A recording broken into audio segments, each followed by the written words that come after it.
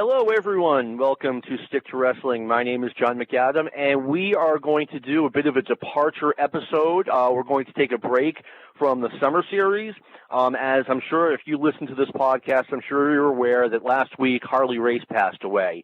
And we're going to spend 60 minutes talking about Harley Race, various subjects that he is involved in. Obviously, we could spend 60 days talking about Harley Race. The word legend gets thrown around a little bit flippantly sometimes in this world, but Harley Race was the definition of a legend. First, I want to bring on my convivial co-host, Sean Goodwin. Sean, thank you for being on. How you doing? Good. Like I said, we usually do our little witty banter, but it doesn't seem appropriate. I do have to say this, though. In preparation for this show, it almost felt like an Irish wake because, it's supposed to be, it's supposed to be a sad occasion, but the stories about Harley are so endlessly great. Yeah, that it was just a joy to relive them or to relive all these again. And some of them I'd forgotten, and I just kind of relive them again. One story that you'd mentioned that I had forgotten that, we'll discuss later on, but it just a legend fits the guy. Yeah, and I mean, Harley, from what I had heard, for the last, 2 or 3 years, he hadn't been doing well. I had heard that he had been confined to a wheelchair maybe 3 or 4 years ago. So, it's going to happen to all of us, and it happened better for Harley than it did for just about anybody.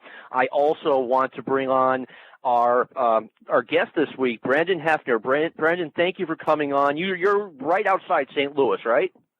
I grew up right outside there. I'm in Charlotte now, but lived there for 18 years, and he was a legend there. So I feel the same way as you guys do. And I don't know if you guys heard, evidently he couldn't get a helicopter back from Atlanta to his home in Missouri, and Vince took care of it.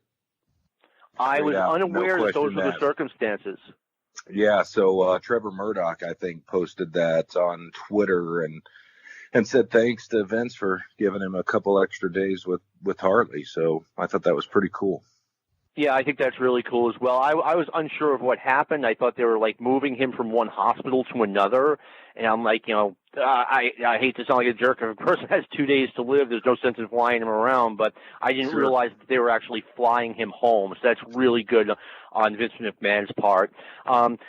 Harley Race, like I said, it's going to be tough to get everything about this guy in 60 minutes, but we've got some different subjects. Sean, in 1979, there was a flap in Houston where Harley no-showed 2 shows in a row. I'll let you tell the story, but there were 3 towns you did not no-show: St. Louis, New York, and Houston. Give us the background, please. Okay, the straight facts of the matter was I'm actually frantically looking for the exact date, so if I get a specific part wrong, I apologize, but there was 2 shows within about a couple-year stretch. One was in 77, I think the second one was in 80 maybe. So again, if I get the dates wrong, I apologize. And again, Harley never no-showed. But there were two no-shows right on top of each other. Harley was supposed to go into Houston as the champion. And the first one was, I believe it had something to do, he was coming in from Calgary, and they got snowed in. Mm-hmm. It happens, okay? Absolutely. It happens. And let me say this. I heard a story about Dory Funk Jr. being in Amarillo, and it looked like he was going to miss a show in St. Louis because there was going to be snow. And Dory Funk Sr. said, get on the train and get to St. Louis. You do not miss St. Louis. There's no such thing as getting on a train or getting in a car from Calgary to Houston and getting there in less than a week. So that's not Harley's fault. No. Yeah. So that was the first. Now the second one is the ones that's the point of contention that we're going to be discussing here. Basically, Harley was told that the show was going to be a night show, and the show was a day show. So by the time Harley got there, the show was over. And Paul Boesch was beside himself. Yep, this was one of the reasons he pulled out of the NWA. Now. Go ahead, Ed. I'm sorry. I was just going to say one of the things that might have pissed Paul off as well was that Bruno was coming in to defend his title, so it had to have been the 77 card. and he lost the title before, and I don't think Boesch knew about that. So that was kind of two things to mess up his giant card. So I can see him being pretty angry. One other piece of background before we start to discuss this to keep in mind is that this may or may not have had something to do with it, but there had been an ongoing argument at this point for a couple of years now before the second one regarding the NWA champion's placement on the card. Nick Bockwinkel at this point, I believe, had a piece of Houston. So sometimes Paul would have Nick as the main event guy when the NWA champion was coming in. So this was between Jim Barnett and Paul Boesch. This was an ongoing, and Sam. This was an ongoing issue because the NWA champion is supposed to be last all the time. Mm-hmm. So basically, that's another thing to keep in mind as we're discussing this. So the second part of I'll start it off. The part of the story on the second one that bothers me is Harley never no-shows anything. That's just one of his things. He doesn't. It's not like you're giving Tommy Rich a rental car, 50-50 that car's coming back in one piece. Yes, he was absolute professional. He was going to be there. Well, Harley, you knew he was going to be there, so not an issue. The thing with the scheduling is the part that bothers me. Who would have given Harley the schedule? Jim Barnett. Does this passive-aggressive, you know what, if Paul's going to do this to me and start promoting this show the wrong way again, okay, we'll do it this way. I'll call Harley up and I'll just tell him it got switched to a night show. Does that sound like something that could have happened? If Barnett specifically told him it was a night show, I mean, I think Race would have said that to Boesch, and then it would have been a real problem. It was a real problem. It was, yeah, definitely. The NWA. I mean, that may have been another reason why he got mad about it too, because I am hard pressed to believe that it just doesn't sound plausible. Snow in Calgary, okay, that sounds plausible. Harley got the wrong time from Bar. Yeah, something's not right here. Let me say this. I don't think it's implausible for Race to just assume it's a night show. They were basically all night shows, unless very few exceptions. But Barnett's the one who should be telling him it's not a night show. Yeah, I mean, what you're saying is totally possible. Totally possible. I just think it's also possible that somewhere in the communication gap, Boesch didn't properly, or it didn't sink in with Barnett, whatever, that it was a day show. I'm just guessing here. I'm just spitballing. Both situations are definitely plausible, but there was always the thing with booking the NWA title, even as far back as Thez didn't want to be on with women, didn't want to be on with midgets. So I could see them having a problem with putting on the AWA belt, after it. I could see it for sure. I can see it. I just, I would think that the best way to resolve this, not that wrestling always resolves things in the best way, is just tell Boesch, look, if you want to use the NWA champion, he goes on last. Those are the rules. Just a point of clarification. It's absolutely clear that they were upset with Paul about putting Bockwinkel over the NWA champion. That's not in dispute. Yeah. It's whether that got involved, that was part of the motivation for Harley no-showing the second time. And after he no-showed the second time, I'm reading that Boesch just had a fit. He declared, the NWA is not our title anymore. They had a tournament for the for the new World's Heavyweight Champion, whatever they were calling it. Wahoo McDaniel won that, and then Wahoo lost a unification match to Nick Bockwinkel. Lou just gave me some background. He said, he thinks it's 77 and 80 or 81, so I'm in the ballpark. Around the time Boesch stopped working with the Texas booking office and hooked up with San Antonio, which is Blanchard's group. And Wahoo won attorney for the Boesch-endorsed world title. Now, wait a minute. Is the Boesch endorsed? Is that the title that what's his name? Lou Thez brought out as the Adonis Orton match? No. It was before. No, that was a completely different disaster. Okay. Yeah. Okay, so I'll take Lou's word for this one then, that Wahoo won attorney for the Boesch endorsed world title. Could this have just been an excuse for Paul to get out? Well, you know what? For years, and I knew this before today, but for years I was under the impression that Boesch just cut off all ties with the NWA and started exclusively working with Bockwinkel. He brought Race in after that, and I think he took Race at his word that that he would really thought it was a night show, and why would Harley fly into Houston when there's no show? I mean, Harley had a lot to do, so I think Boesch logically accepted that, all right, this wasn't done to me on purpose, at least by Harley. Well, that's what I'm saying. Maybe he found out that Harley had nothing to do with it, and he was just an unwitting part of this. I'm not saying that happened, but I mean it's just knowing the personalities in place that makes more sense than that kind of a botch, because that never happened, and it just happened the second time it happened. Let me try to say it again. The time it happens, it just happened to happen a second time to Boesch. That just that's mathematically true. You could count on one hand the times that Race no-showed or missed shows. So. No, he just did not do it. But again, that goes back to his tribute to Harley's great reputation he was the professional. He's the guy who did the little things well.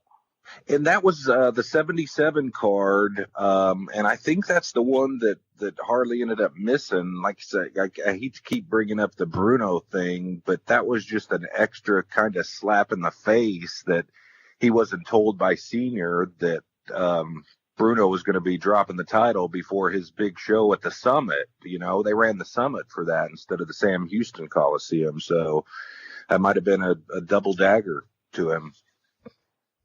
So, but I don't know. Oh, go ahead, John. No, I was going to say that totally makes sense. Yeah. So what else? What do we got next, John? All right. Well, in 1973, there was a bit of a controversy going on. The NWA wanted to move the strap from Dory Funk Jr. to Jack Briscoe. And supposedly Dory just came up with all kinds of excuses not to do it. Dory and his dad. First, Dory didn't want to lose the title in Texas. Then he didn't want to lose the title in Florida. Then he came up with a shoulder injury suffered. He had a tractor accident at his dad's ranch in Amarillo. At the Double Cross Ranch? I'm sorry? At the Double Cross Ranch? Yes. Is it really called the Double Cross? I don't know. No, I don't know either. That would be really cool if it was. So everyone is now very skeptical about. Everyone is very skeptical about what's going on with Dory. Does he really have a shoulder injury? And supposedly the Funks came up with the idea of, look, why don't we do this? Have Dory lose to Harley, have Jack beat Harley, then we can go in with the storyline of, well, Jack was never able to beat Dory for the title, so that should set up some excitement for the rematches. And everyone agreed to this, but they also agreed to it with a little bit of a caveat, like if Dory didn't lose the title, if Dory came to Houston, or I think it was St. Louis that night, with an excuse of, oh, here's why I'm not losing the title tonight, Harley Race was going to take that title off of him. I heard that back in the 80s. And I say that, I know Dory was a guy who could take care of himself, despite his look. I've always heard that about Dory, but he was just not going to be any kind of a match for Harley Race. You don't think so? Brandon, can you share your thoughts on this? I mean, I think he might have. Probably could have held his own, but I think Race would have definitely taken him. Everybody likes to talk about the afro and all that stuff, but he was just a tough guy, and it was obvious. And if he couldn't beat you toe to toe, he'd pistol whip you or hit you with a blackjack. So there's, different variations of tough. And also, this might sound silly, but I lived in Dallas for 20 years too. And the Texas-Oklahoma rivalry is really big. And I think that could have had a little something to do with Dory not wanting Junior to lose to Jack, because he was a champion wrestler from Oklahoma State. So I wouldn't discount that either. Just a straight-up pride thing. But yeah, and it was in Kansas City actually that he dropped the belt to Race. But yeah, I think Race probably would have taken him apart. Yeah, I mean, and there are very few guys I would have put my money against Harley Race. That's just the kind of dude he was. Sean, any thoughts on the Briscoe/Race/Dory Funk Jr. scenario? I think it's much ado about nothing. First of all, I'm as tough as Harley is, so is Dory, so I'm not too sure about that. Nonetheless, I think it's much ado about nothing. The reason they picked Race was at the time, and this is 1973, remember, he 4 years ago was part of an AWA tag team. I don't think they took him seriously as a threat. Dory and the Funks and the Briscoes, they were, and that was not just them. It went over all the way to Eddie Graham and, Old Man Funk and, Florida and Texas. It was a rivalry between those two, and those were kind of the two leading championship contender guys of the early 70s. So you could give it to Harley. And they everyone liked Harley. He was a good worker, and he wasn't a championship. Little did they know. The first of many people to underestimate Harley.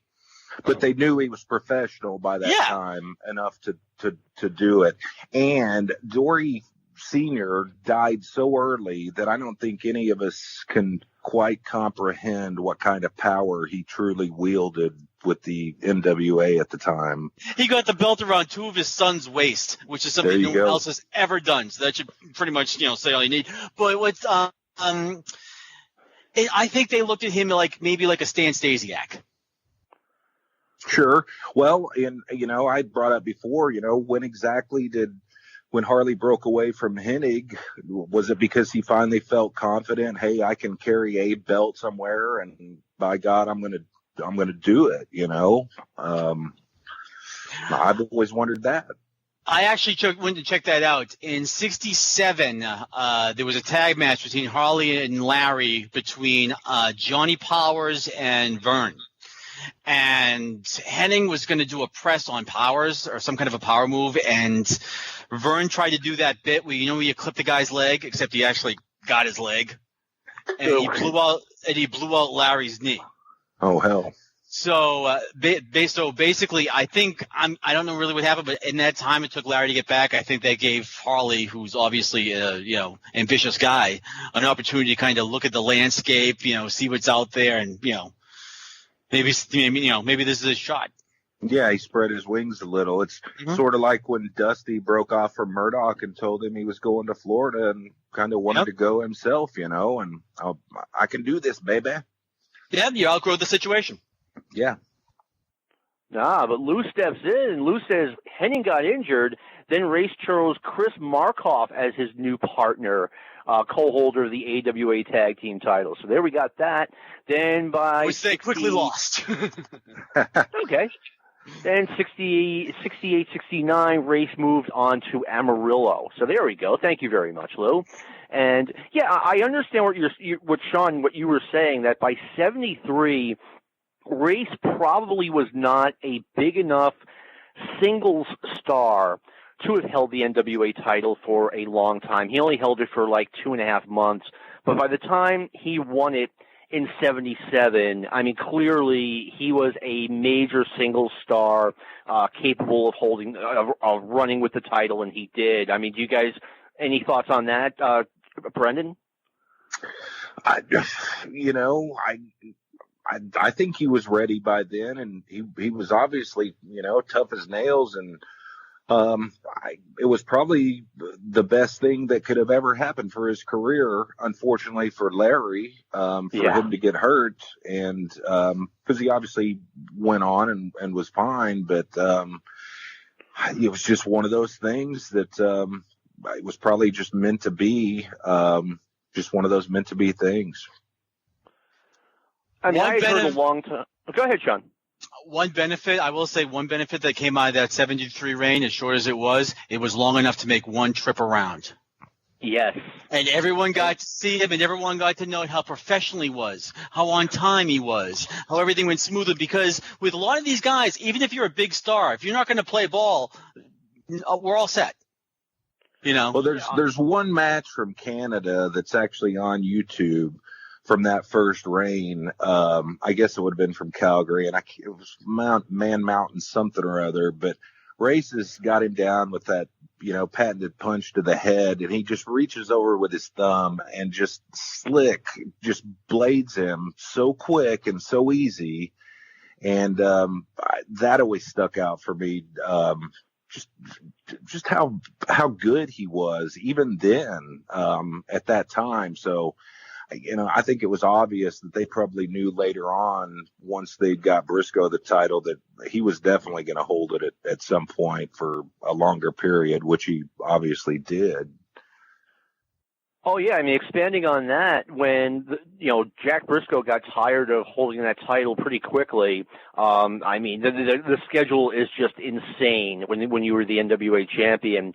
And Briscoe decided he didn't want to do it anymore, and supposedly it was as close a voting as could possibly be between Terry Funk and Harley Race. And I don't know, I don't even remember if Dory Funk Sr. was still around or who managed to get behind Terry Funk enough to just get him past Harley Race. Probably Terry Sam. Funk. Go ahead. Sorry, John. I was just going to say probably Sam or Eddie Graham, because Dory Sr. died in 73, so okay, it was thank 76 you. when Terry was coming up for it. So also, I believe that Dory may have played a card emphasizing Terry's education as being that's right. champion. They loved that. Yeah, Harley didn't. Well, that's true. I mean, you know what? I mean, that's actually a reasonable point from Dory, even though Harley may not have liked it, that, hey, this guy's got a degree, and, Harley just doesn't. But anyway, Terry decided that he didn't like the lifestyle of NWA champion. Supposedly there was just absolutely very little to no discussion on who was getting the belt. I think it was February 7th or February 11th, 1977 in Toronto, and that was Harley Race. Backlund was actually in that discussion, though. But Vince came and took him away. I hate to bring that up since we're talking about Race, but he was Missouri champ for 7 months of 76. And I think if Vince hadn't come in, and he's the one that Bob says in his book, at least, cast the final vote, and he got Bob out because he wanted him to be his champ. Oh, wow. But that, who knows if that's true or not, but Backlund doesn't strike me as just a straight up liar. But who else was in contention in 77? There are a couple of mistakes in his book too. Who else was in contention in 77?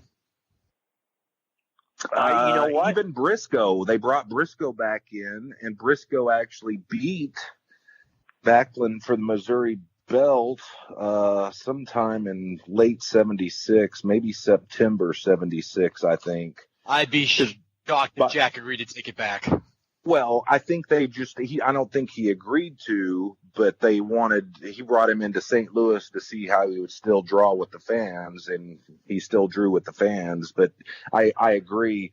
I think whenever Jack dropped the belt the first time they had the NWA convention, he went out on his boat, just went incommunicado for the whole weekend, didn't take calls, anything. So, I totally agree with that. They may have wanted him to, but he didn't have any interest.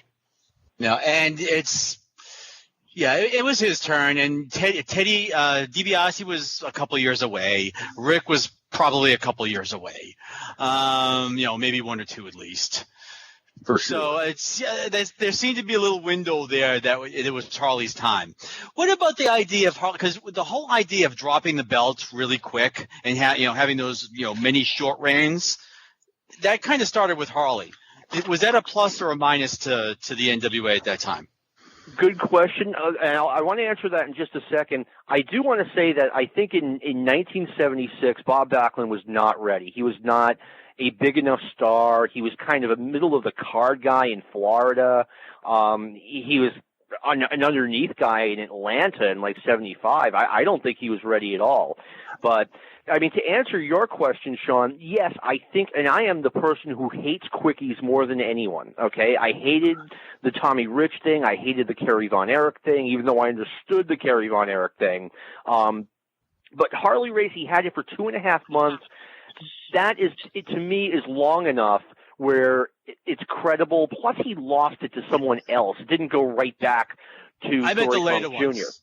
I meant the later ones. Yeah, the later, though I hated those. But anyway, but yeah, I think it definitely benefited Harley Race to have gone around for about 4 years as, hey, he's a former NWA champion. Any thoughts, Brandon? Yeah, I mean, he seemed to be the champion forever from when I, basically started. And when you're that young, I was 8 or so, and your perspective going back is so short. So 3-4 years seems like forever. So he was my champ, and I was pretty shocked when he dropped the belt for my first time, my viewing, to Dusty in Tampa for that week. And then it didn't happen again until the Rich deal. So I was used to seeing Champ, for a long, long time, and I preferred it that way. Oh, same here. And we're leaving out the Baba week-long title reign, one of his two. Yes. I like I said, I don't like those. I mean, Sean, any thoughts from you? I see where you're coming from, but doesn't it make more sense to have them shorter? I mean, in theory, Bruno would have had to defend the title 2,400 times in a row successfully. That seems unlikely. Yeah. It's a little bit different, though, because in the NWA, you had the champion come in infrequently, so it was a lot different than the WWF or AWA. Yeah, that's an image thing, but it doesn't not make sense to do that, though. It's just the way we kind of were educated. Absolutely, and I loved Tommy Rich at the time, and I loved Dusty, but it was just odd to me. And Dusty, I could sort of buy, and as much as I love Tommy from watching Georgia, I didn't buy it at the time. Even the Fluke Thez press, it was just hard to believe, In 1981, I'm just taking myself back to that time. I absolutely could have seen Tommy Rich as a traveling NWA champion. And I'm going back to my mindset, 38 years ago. But like I said, I didn't like the idea that I pick up a magazine, and this is both Tommy Rich and Dusty Rhodes, and, the magazine cover says, new NWA champion Dusty Rhodes, and I open it, he's not even champion anymore. Exactly. The 81 reign for him was a little different, and I thought it was a little odd that they did the two switches, 2 months apart, one in April and then the next one in June. And you wonder, did Race ask, hey, I'd like to beat Thez's record? Do you think he might have asked that of someone? That could have been a part of it as well, because he definitely loved trophies and belts and that kind of thing. Also, his little breaks in there may have been part of the reason for his longevity as champion, because if you're Dory, that was 4 straight years of that. Harley had a year here, he'd take a month off, 2 months off, come back. That probably allowed him to, go over the end, but heal up and just kind of stretch it out a little bit. Sure, yeah. And I mean, I don't think it could be stressed enough how much probably a week off helped those guys with just the stress of the travel and even some of the bigger territories, not just the champ that was literally going around the world. So I couldn't imagine that insane schedule and what drives a man to want to do that for so long, like Flair and Race did, and Dory, even for the 4 years, and Thez as well. Hell, Thez, there was planes, but he rode a lot of trains as well. So it's just, I think it's a lot of character and toughness and ego is a part of it, but fear of failure. Well, that could be it too. Oh, or cold hard cash. I mean, back then the NWA champion made like $250,000 a year. Reggie Jackson wasn't making that kind of money. Well, yeah, and I don't have a calculator in front of me to tell what that would be today, but that'd be some serious nice scratch for today even. Yeah, oh, definitely. I mean, and you're right. With it's probably at least $1 million a year, which doesn't blow us away anymore because we see everyone in the NBA makes that. But back then, you were making more than Tom Seaver or whoever. Now, Sean, I want to bring this up. You have a really cool story that I'd like you to share. Harley Race. If I recall correctly, it was the very beginning of 1986. I know it was after Christmas and New Year's. He shows up on WTBS, kind of out of nowhere. He wrestles a match, and then Magnum T.A. is wrestling the Barbarian, defending the NWA US title against the Barbarian. Race gets involved, gets into the match, KOs Magnum. It looks like we have a nice, logical little feud that's about to start. Magnum had been feuding with Tully Blanchard for like 6 months. It was time for him to move on to something else. The Nikita feud had not started yet. So let's bring in Harley Race. Everyone knows him. And get into a feud with Magnum T.A. And Race was never on TV again. And Sean, you know why. Well, the way we did this show was we each kind of brought up random thoughts about Harley, as opposed to a straight by, which everyone else has done. We figured we'd do it this way. And one of the things that John brought up was this incident. And second I read it, I was like, this sounds familiar. And I started looking around, and I found it. It was a John Hitchcock article from his Front Row Section D days, when he used to write that column, talking about his adventures with that crew. It's also who else was in that crew, John? Oh, I don't know off the top of my head. I do know John Hitchcock was the guy who gave me the sign that I held up in front of the hard cam at the 1991 Great American Bash. But please go ahead. Bruce Mitchell was there too. Anyway, so he was writing a story about this incident. Now, this wasn't the match that John's talking about that was on TV. This was from a house show at Greensboro, which I have now posted. It is currently posted on the Facebook page of Stick to Wrestling. And I'm just going to quote as much of the stuff. I'm going to quote the segment of the story here directly from John because I can't improve upon it. Okay, so the column is started, Why Harley Race Rules the World. And this is the part. Quote, so I start going off on Magnum, getting into his head about the fact that Harley was going to kill him and show the world he was half the man that Race was. Well, Race goes into the ring, and ladies and gentlemen, we got the real deal going on in Greensboro, and I ain't kidding. Race kicks the shit out of Magnum, gives the guy nothing in the ring, no offense, just the ass-kicking of my dreams. Race saw the sign. He had a sign with, slurs aren't a little frowned upon today, so I won't mention the sign's name, but he had a sign that was somewhat derogatory toward Magnum. Magnum to you. Okay, there you go. Ray saw the sign, heaved him over there to the floor, gave him a stiff punch, put him in front of the sign, and then Ray screams, "Read that sign, boy!" So Hitchcock says he stood up and put the sign right on top of Magnum, and that did something to Magnum's temper. So good old Tommy Young does the classic count-out DQ finish, and we all chant Harley, Harley. As Race leaves the ring, I get in Magnum shit. Hey, Magnum, you going to let that old man kick your ass? I thought Greensboro was your town, and Race just stomped your ass. Are you going to let him get away with that? Magnum took the bait. He grabbed the microphone and yelled, "Hey, Race, nobody does that to me in my town. Come back to the ring." Now, I don't know why Magnum sounds like he's from New York, but nonetheless, I just about lost it. Harley turned around, walked back to the ring, looked at me, smirked, and said, and I quote, "I already kicked your ass once, boy. I guess I got to do it again." So we start cheering for Magnum's execution. Harley, Harley.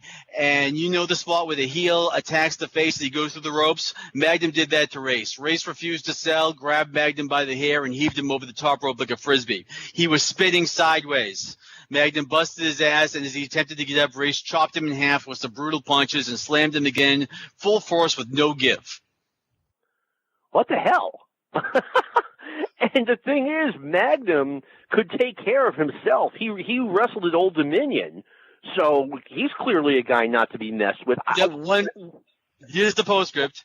So as he finishes up, he spit on him, walked away. As Magnum staggers to the back room, Hitchcock started to yell up that his town, get Race brackets. Finally, he hears Race out in the back. "I just kicked your boy's ass, and if you don't like it, drag your fat ass out to the ring. I'll kick yours too." We can assume he was talking to Stardust. Absolutely. And, race never came back as after that, as far as I can remember and recall. So if it wasn't that brutal, there was definitely something going on there for sure.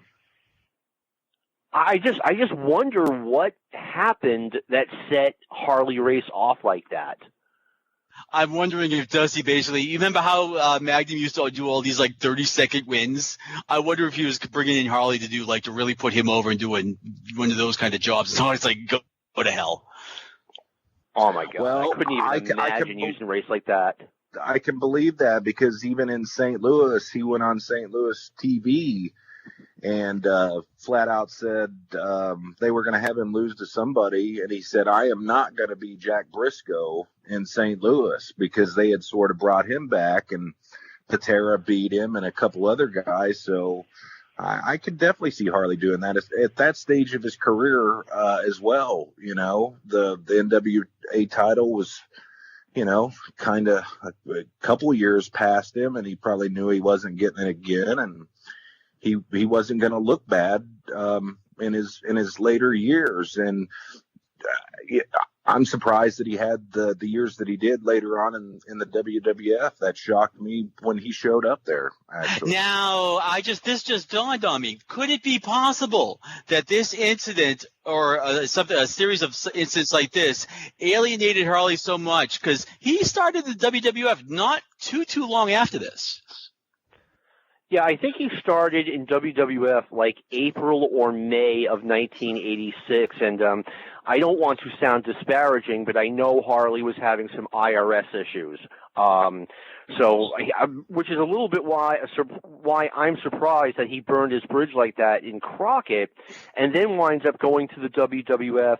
And at first he was just handsome Harley Race, and then they gave him the King gimmick, which was, I think it was a lot sillier than anything the NWA would do with him. I mean, any thoughts, Brandon? Absolutely. And I looked a couple things up earlier today, and if he came in April, I thought the King gimmick was kind of silly at the time. Looking back, as silly as it was, at least Vince was giving him props. And on July 14th, 86, in Boston, I guess, he won the King of the Ring, beat Pedro, I believe. And then just a little over a month later in August at the Kiel, they had the Sam Muchnick Memorial Tournament, and he pinned Steamboat to win that. So they pushed him pretty heavy, and I hated the gimmick, but I'm glad that they sort of gave him a bit of props. But yeah, I hated that gimmick. He got several high profile competitive matches against Hogan on at least one was on TV. Yeah, they were good matches. Couple good double juice matches that I remember seeing. And if he took the King gimmick, can you imagine what they wanted him to do with Magnum? That he thought the King gimmick is, despite the somewhat goofiness of it, that sounded more appealing than, whatever they were going to have him do with Magnum. Well, yeah, and it was probably just get beat. I mean, with Dusty's ego, he probably just wanted to squash him down to nothing after so many years of he wasn't second fiddle. He was, because he wasn't the champ. He was probably making as much money and making as many different towns every night, but he still wasn't the man for the time that Race was there. And it wouldn't put it past me, or I wouldn't put it past Dusty to want to stick it to him a little, maybe. That's weird. I mean, the whole thing is weird, but I do know that, I mean, Harley had been kind of low profile since he lost the title in 1983. He had a big match headlining the New Jersey Meadowlands against Ric Flair. I think that was the beginning of 85. But yeah, he had kind of been out of the spotlight for a couple of years until he briefly showed up in WCW and then went to the WWF. I remember right around the same time Harley showed up and Dory Funk Jr. showed up, and they quickly they went from calling him Dory Funk Jr. to Dory Haas Funk to just Haas Funk, and I hated that. Oh. And I just didn't like what they were doing to the former NWA champions. That's all I got. I mean, Sean, I can tell you kind of feel the same way. Oh, the King one didn't bother me because I was expecting worse. I was like, okay, that's not that bad. You know, I'm expecting like the Red Rooster with Harley coming out. So I can live with that. Haas was different. Yeah. What are you doing? What are you doing? I know you have to sit there and put your own spin on everything. Well, but I mean, you know, these guys spent 40 years building a name. Yes, and basically by calling him Haas, he's from Texas. Let's break it down to the lowest common denominator for everybody. Yeah. That was it. I mean, that's got to be it. It's just so silly because it's the one thing at their age, the one thing you're bringing in with these guys is that great reputation. Yes, and build some guys and with them instead of just having them beat some new guy. And it's like when he brought the Briscoes in and Gorilla's calling them youngsters on the, MSG broadcast. It was hilarious. Oh, God, that's bad. And I respected the hell out of them, but calling them youngsters, they're 41, 42. They're like 5 years younger than he is. Yes. I mean, and the thing is, Harley Race was, at the end of the day, I mean, Brandon, you're right. He was treated well in the WWF. Hogan kind of guzzled him, I thought, in a lot of those matches, but they were good, bloody matches. He got the run against Duggan, which was a good run. They put him in there against Ultimate Warrior, which was a nice spot to have. The guy got treated well. He was there, I want to say, for 3 years, and he was in his late 40s. And I want to say I liked what they did with him, but at least they took care of the guy. Well, yeah, and then we kind of neglected to mention the injury that he got in one of the matches versus Hogan, I think, going through the table or whatever. Wasn't that a pretty serious internal injury?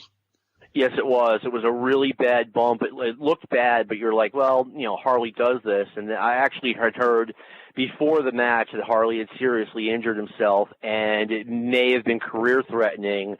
And anytime you have a serious injury when you're in your late 40s, it's going to be career-threatening. Absolutely, yeah, at that age for sure. So anyway, a couple of other things I wanted to talk about. Sean, you have a very funny story about Harley defending the title against everyone's favorite, George Goulas. Can you share that with us? So I've heard various versions of this story, and I believe this is where the Daddy Said Sell incident came from. So Harley comes in, Harley, the good company man, comes in, and he actually even made Goulas look pretty good. Supposedly the match wasn't that bad. It was a 45-minute draw because that's the way it was. You either had to have a draw or you lose, or you had to have like special board dispensation, at least back then. So he goes over. I think it was it was in Nashville, and 45 minutes. George started throwing some potatoes. Harley responded in kind. And, then George started to get on board with the thing. I guess some fans started mouthing off to George. George slugged them. Harley came in, slugged somebody else. And it ended up being a pretty good – it's about as good as match as you can get out of Goulas. But here's the best part, and this is where Nick gets his rep. And I'm going to get something wrong, and Bo's going to get me on it. But so they come over with the payout, and Nick's beside himself. He's like, "You made my boy a star. You made my boy a star." And he gave him $300. He goes, "Thank you so much." So Harley leaves, gets the paycheck for the week. At the bottom of it, minus $300. Nice. That is a quintessential Nick Goulas story.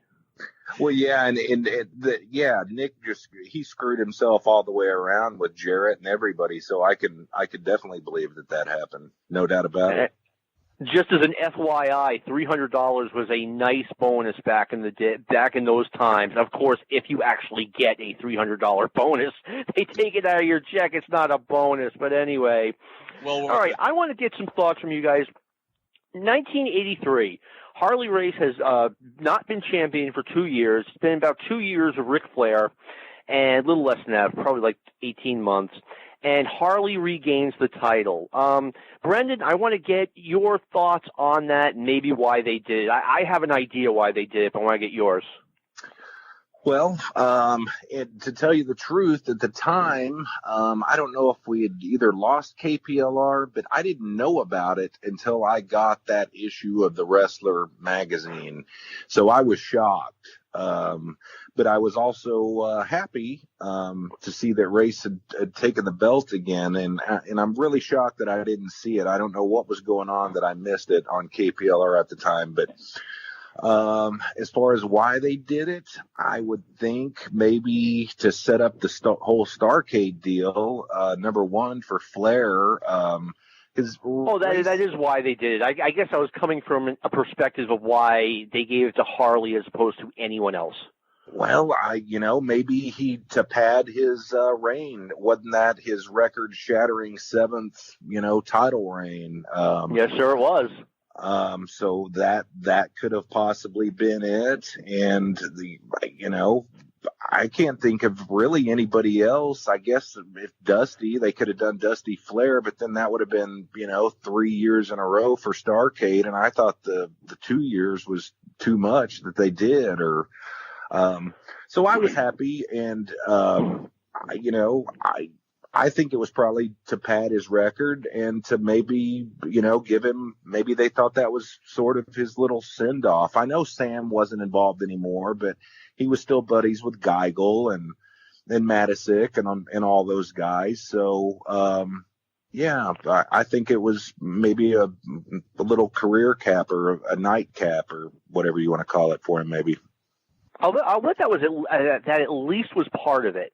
That they want, okay, we'll give, Harley's been great to us. He'll fit well in this role. We want to do this thing at Starrcade. Why not? Why not give Harley number 7? So I bet that factored in. Sean, what are your thoughts?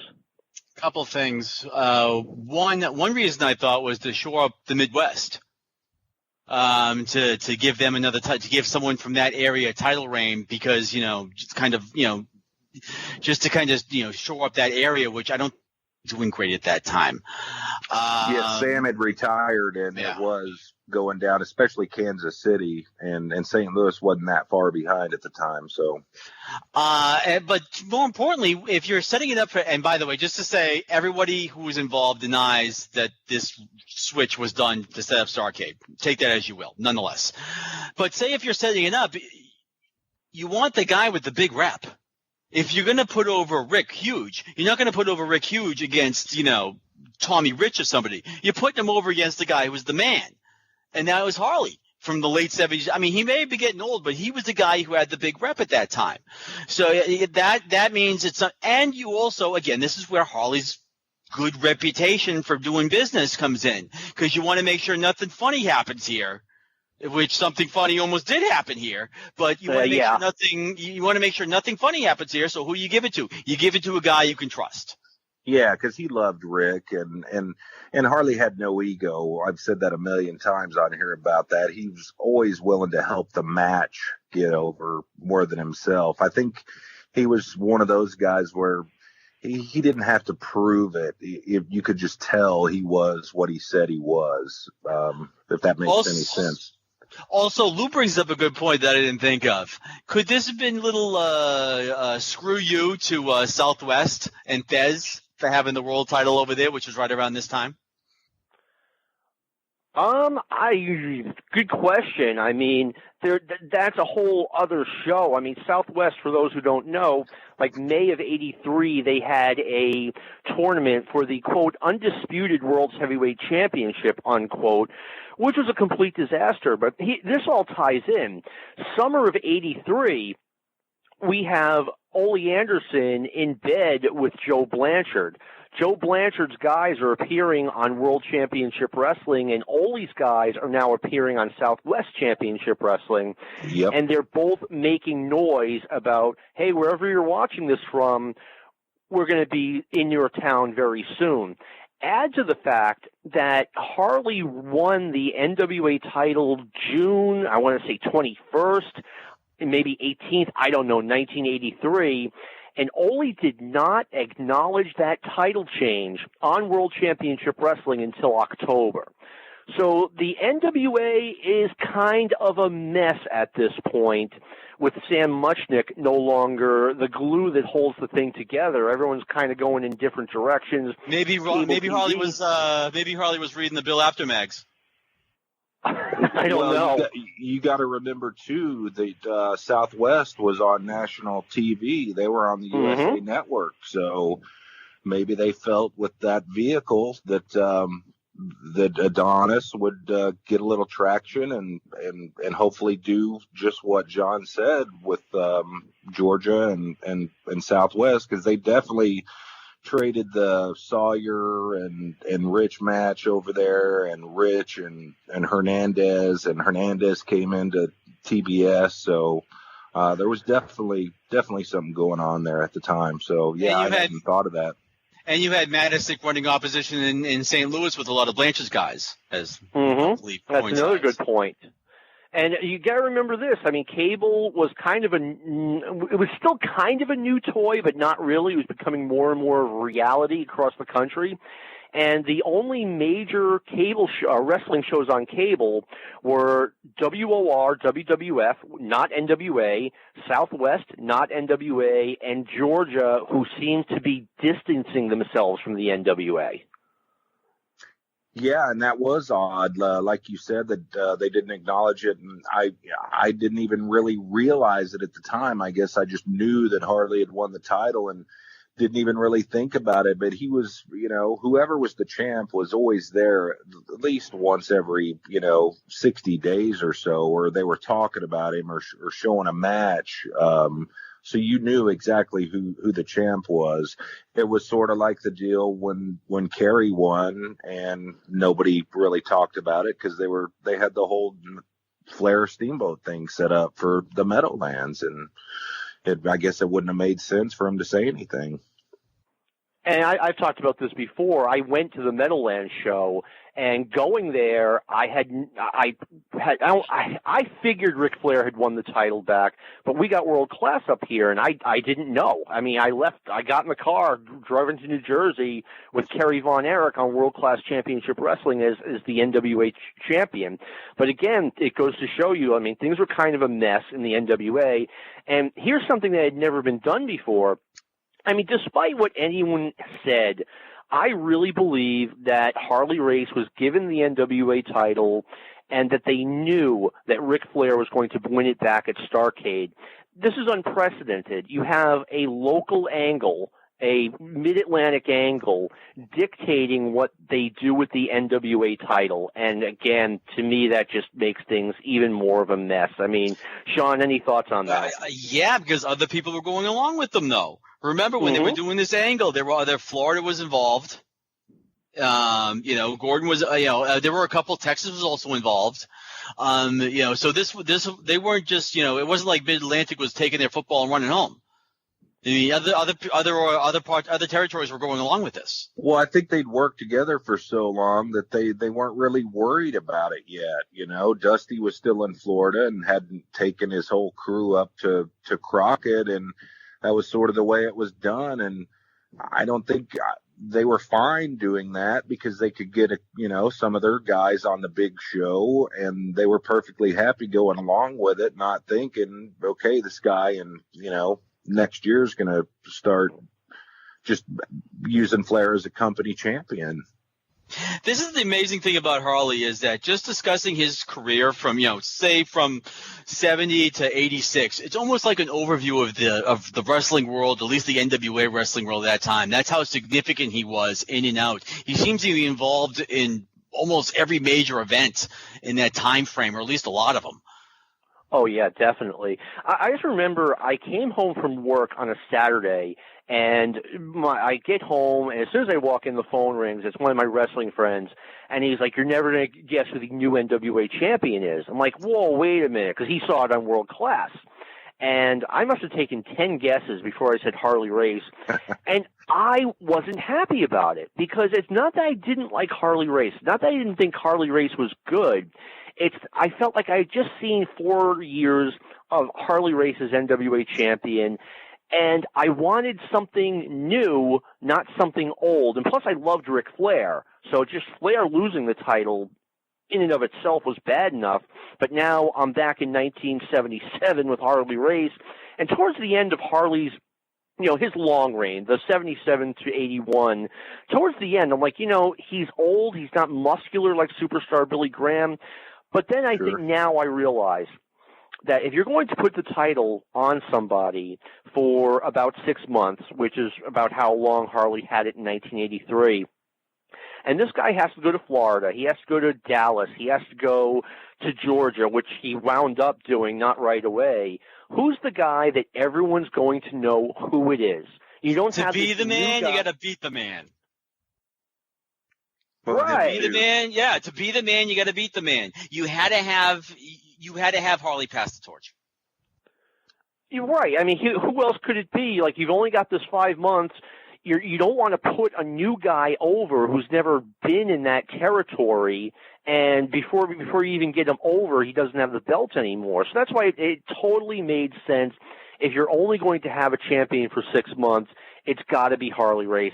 Maybe Dick Slater was your only other option because Slater had been a star pretty much everywhere else.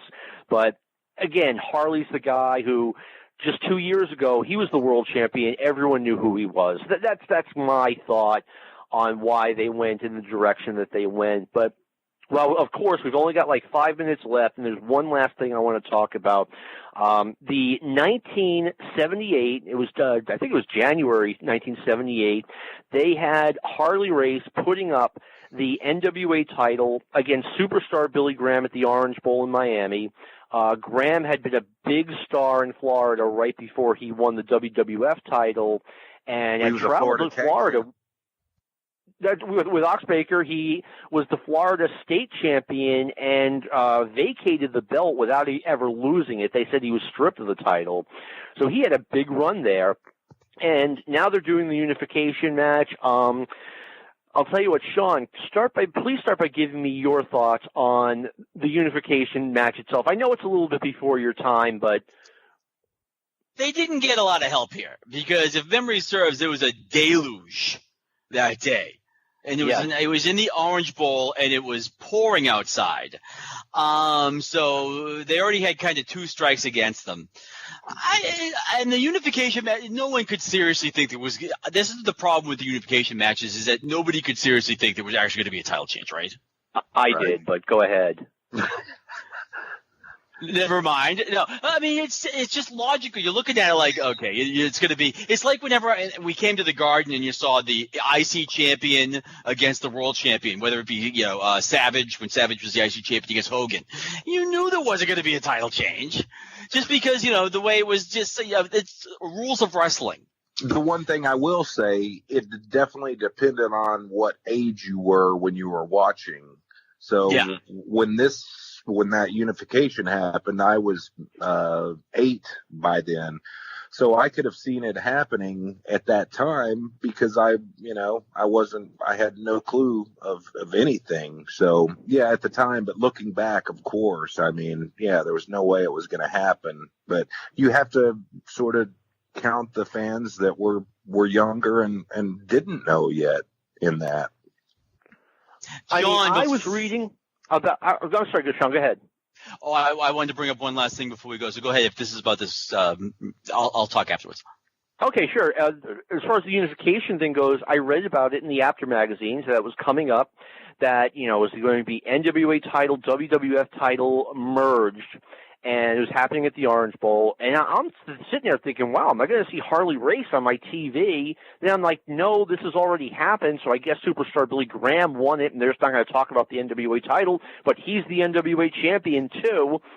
And then I remember it was the May 1978 copy of Inside Wrestling. Great cover. The match was on the cover. And, of course, it went to a time limit draw, and I felt like an idiot for thinking otherwise, that just because they said they were going to unify the titles that they weren't. And, obviously, every unification match after that was already ruined for me, like the Backlund versus Race match in 1980 in Madison Square Garden. Like, as soon as they announced it, I'm like, well, this is going to a draw, or Race is getting DQ'd or whatever. Yeah, exactly. And, Sean mentioned them having 2 strikes against them with the rain, and it poured. The mat was slick as hell. Mm-hmm. And then I've also heard Graham, he didn't really appreciate the Southern style as much, even though he'd done the Florida. He didn't appreciate having to go the hour. I think he knew that he was pretty limited and was going to have a tough time doing that hour with Race. So maybe his attitude possibly would have been the 3rd strike, we'll call it, with the rain and all that. So I hear what you're saying. So, Sean, we're almost done. You wanted to share something. I thought before we go, no tribute to Harley Race would be complete without the infamous meeting between Vince McMahon and Harley Race in the bathroom in 1983 before Starrcade. We hinted at it, so we should probably mention it. Yeah, according to Harley Race, Vince McMahon offered him a lot of money to no-show Starrcade 83, and that would have put a major dent in the entire NWA. Brandon, you were going to say something. Oh, no, I was just agreeing with you, and I don't know a ton about it, but I believe that it probably did happen, and I got to say I respect Harley for not taking the money and doing that. I mean, Harley Race is someone, I cannot think of someone in wrestling that was respected more than Harley Race. And, not only in a don't mess with Harley under any circumstances manner, but just the way the guy carried himself, the fact that he was willing to say no to Vince McMahon on the grounds that, hey, I've got to look in the mirror tomorrow and the next day and the next day after that. Yeah, and just the way he would help younger guys in the matches with no ego, put them over just like he did with David Von Erich in '79 in St. Louis with the claw and all that. And so, yeah, just no ego and totally respected for that. And like you said, not in the way that, they were afraid of him. They just respected him because he was serious about it. And as long as you were serious about it, I don't think you had a problem with him. No, I totally agree. Well, Harley Race will be missed, and I said it earlier, there's no way we can recap everything in 60 minutes, but we did our best. Brandon, thank you for taking the time to be on. You're an excellent guest. Absolutely. I always appreciate it, and hopefully I'll get the chance again, but I love the show, and it's just fun to be a tiny, small part of it occasionally. Well, thank you again, Sean. We thank you for everything you do for this show, and I also want to take a moment to thank our producer Luke Hippelman for everything he does. And this has been a product of the Arcadian Vanguard Podcast Network. We'll see all of you next week. Thank you for listening.